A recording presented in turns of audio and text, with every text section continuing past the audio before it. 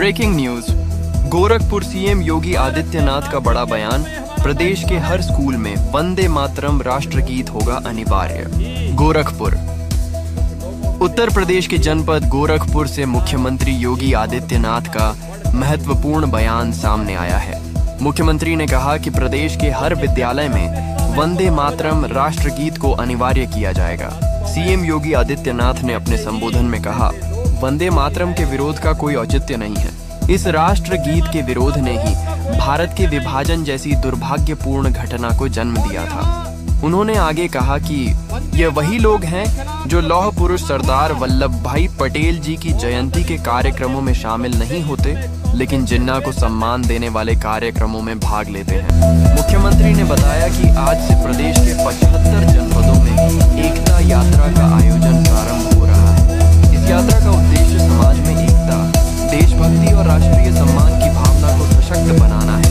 Cameraman Afroz Ansari के साथ Uttar Pradesh reporter Mohammad Umar Qureshi की खास रिपोर्ट, जी भारत न्यूज। भारत के एक नागरिक के रूप में हमारा दायित्व है, कुछ लोगों के लिए आज भी भारत की एकता और अखंडता से बढ़कर के उनका मत और मजहब बड़ा हो जाता है। उनकी व्यक्तिगत निष्ठा महत्वपूर्ण हो जाती है। और वास्तव में ऐसे लोग संदेह के दायरे में नहीं आते।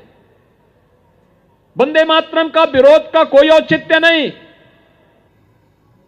और यहां वंदे मातरम के खिलाफ जो विस्ममन हो रहा है, मोहम्मद अली जौहर ने 1923 में कांग्रेस के अधिवेशन में, जिस कांग्रेस के अधिवेशन में 1896-97 में स्वयं गुरुदेव रविंद्रनाथ टैगोर ने इस पूरे वंदे मातरम गान को वहां पर सुनाया था, कांग्रेस के अधिवेशन में गाया था, अपने स्वर में गाया था।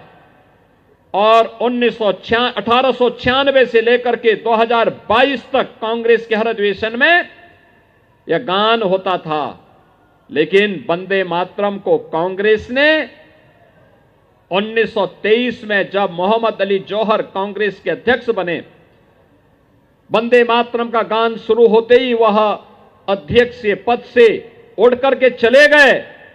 उन्होंने वंदे मातरम गाने से इनकार कर दिया था।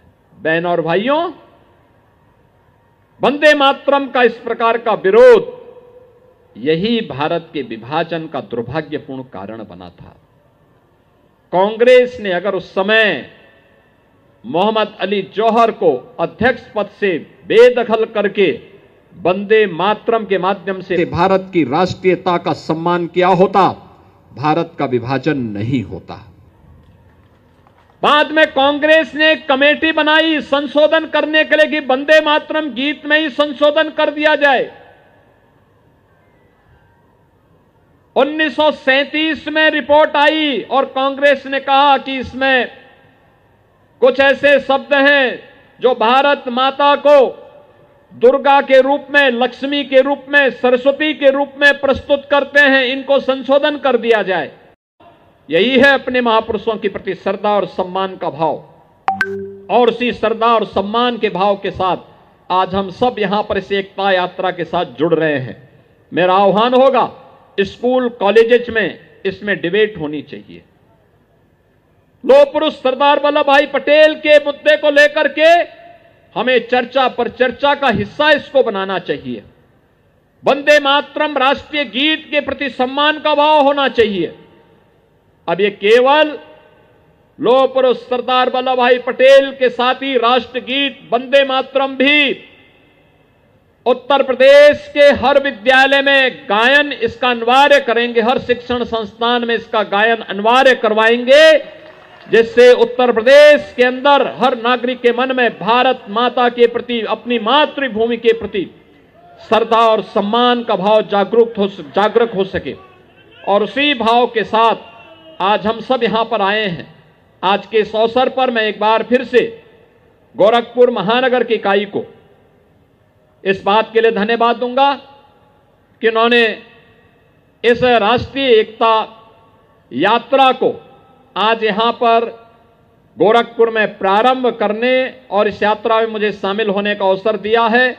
इस यात्रा में शामिल होने के लिए आए हुए आप सभी महानुभावों का मैं हृदय से अभिनंदन करता हूं, स्वागत करता हूं।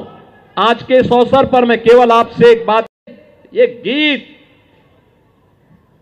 धरती माता की उपासना का गीत है और भारत का ऋषि तो हमेशा कहता रहा है, हम सबका आह्वान करता रहा है, हर एक भारतीय का आह्वान करता रहा है और वह आह्वान रहा है माता भूमि पुत्रोहम पृथिव्या का।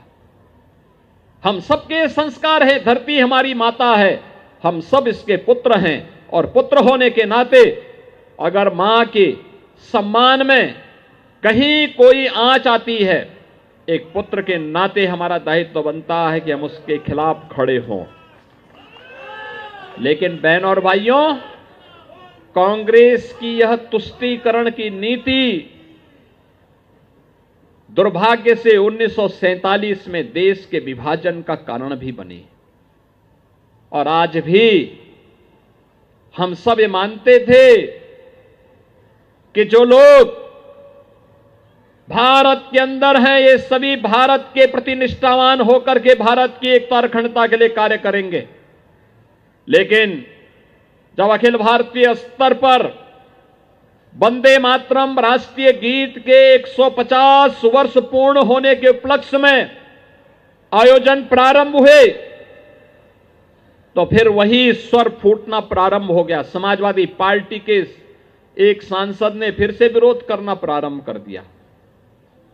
ये वही लोग हैं जो लोग लौह पुरुष सरदार वल्लभ भाई पटेल, जो भारत की अखंडता के शिल्पी हैं,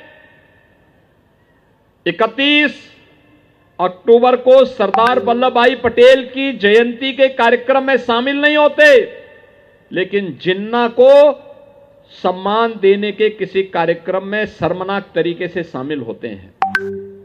बहनों और भाइयों, हम सबको याद रखना होगा, अगर राष्ट्र के इन महापुरुषों को सम्मान न मिला, कहां जाएगा हमारा देश?